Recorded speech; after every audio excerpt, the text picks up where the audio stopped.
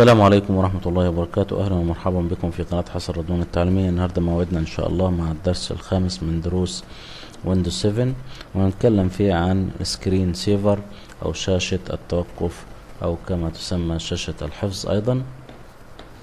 في أي مكان فاضي على الديسكتوب وبضغط كليك يمين، بختار بيرسونالايز وبختار سيف سكرين سيفر. طبعا هنا مكتوب نون أي بلا شاشة توقف، فبختار سكرين سيفر. تظهر هذه النافذة اللي هي نافذة السكرين سيفر سيتنج، أي إعداد أو إعدادات السكرين سيفر. هنا طبعا في السكرين سيفر مكتوب نون أي بلا. عندي هنا هو قائمة فيها مجموعة من شاشات التوقف، منها شاشة توقف 3D تكست أي بنص التوقف، هنتكلم عنه شوية كده في الفيديو ده. أو فيه بلانك شاشة سودا زي ما احنا شايفين، وفيه بابلز عبارة عن مجموعة من الفقاعات تظهر في عند توقف الشاشة، او ما يستفي الشكل ده برضي اللي بيظهر. وفي فوتوز اللي هو بيعمل مجموعة من الصور، بيعرض الصور الموجودة في ماي بيكتشرز، الصور اللي عندي على الجهاز في البيكتشرز. وريبونز عبارة عن هذه الاشكال ايضا. بالنسبة للويت، هنا الوقت اللي بيتم في بعده، او بمجرد ان انا اسيب الماوس واسيب لوحة المفاتيح واسيب الجهاز، شاشة الحفظ او شاشة التوقف هتتم بعد قد ايه؟ بعد دقيقة دقيقتين زي ما انا عايز بالظبط. بحدد من الخانة دي، فممكن ازود اخليها دقيقتين 3 4 زي ما انا عايز، بخليها دايما وابدا بعد دقيقة. هنا طبعا عندي بريفيو اي معاينة، يعني لو انا ضغطت عليها هيحصل معاينة، هتتم معاينة للشكل ده زي ما احنا شايفين كده. مجرد ما احرك الماوس او احرك لوحة او اضغط على اي زرار من مفاتيح لوحة مفاتيح، بلاقي انه المعاينة شاشة التوقف بتمشي على طول. هنا السيتنج الاعدادات. The screen saver has no option that you can set. هنا شاشة التوقف دي الريبونز ملهاش اعدادات. هنشوف بالنسبة لل 3D تكست طبعا اكيد ليها اعدادات. هنا نص انت بتكتبه وبيتم عرضه على الشاشة باشكال مختلفة، فنعمل له setting. هنا بتتفتح النافذة الخاصة بالاعدادات الخاصة بال 3D تكست. تختار ان هو طبعا السرعة والريزوليوشن، بتختار ريزوليوشن هاي او لو. تختار ان هو تشوز فونت الخط وسمول ولا لارج. مثلا هنختار شوز فونت، نختار مثلا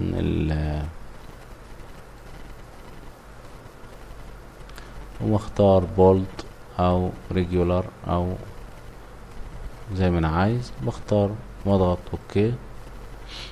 كده احنا عملنا الاختيارات بتاعت الفونت. بختار كمان السرعة بتاعت التكست ده، هل هي سلو او فاست. بكتب مثلا هلو ماي فريندز واضغط اوكي. وهنا هضغط على بريفيو عشان اعمل معاينة.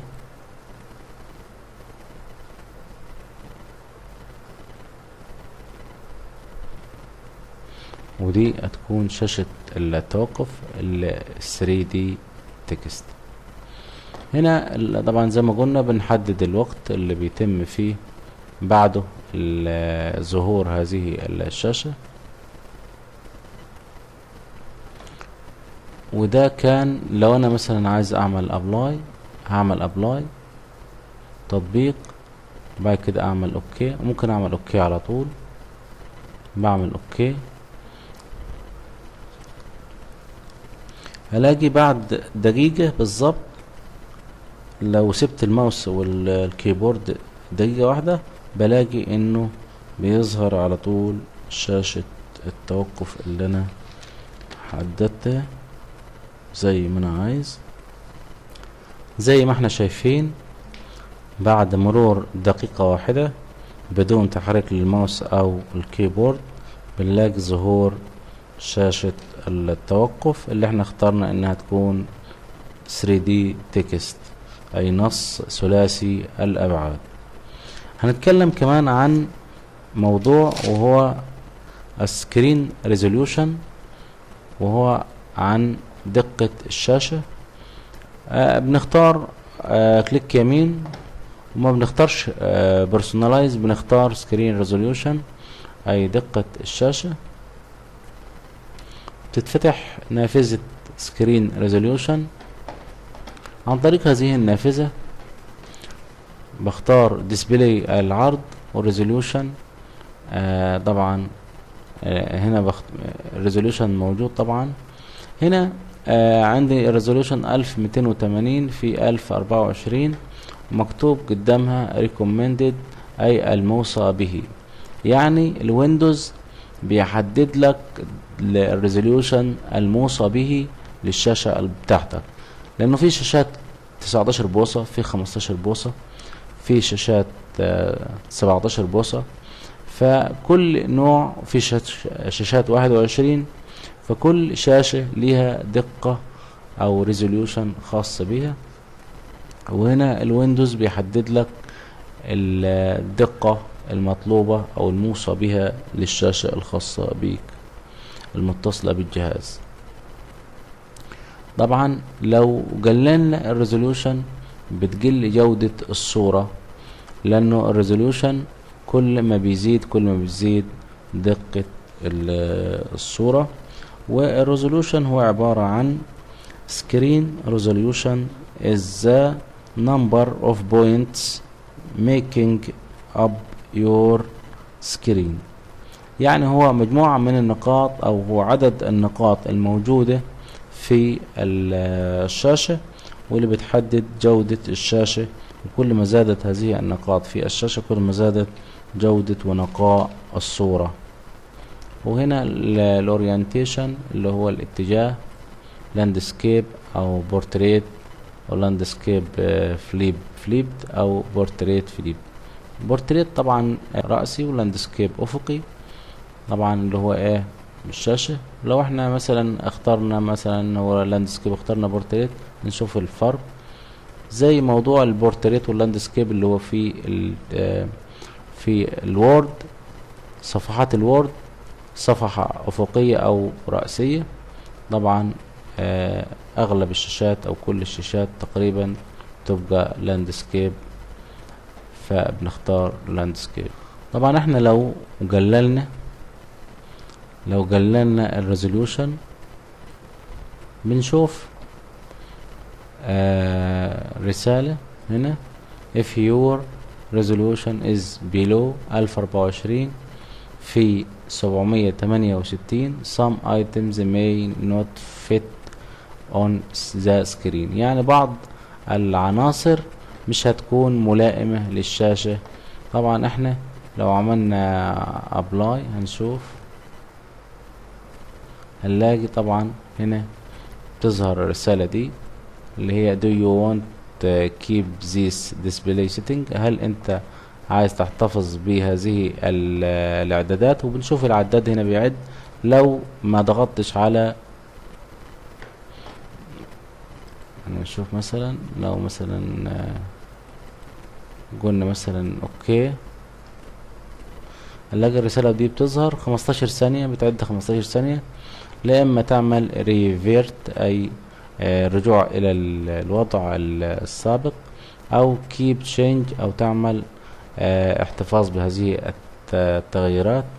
طبعا بترجع لما بتعد 15 ثانية، ما بتضغطش كيب، ترجع للوضع او تعمل زي نوع من الكنسل او الغاء المهمة. فدي الريزوليوشن هنعمل طبعا اوكي، وهنضغط كيب عشان نشوف الوضع هيكون ازاي. كيب. طبعا جودة الصورة بتقل، كل ما بتقل الريزولوشن بتقل جودة الصورة وجودة نقاء الصورة. سكرين ريزولوشن، وبنرجع نختار وضع السابق، نختار اوكي.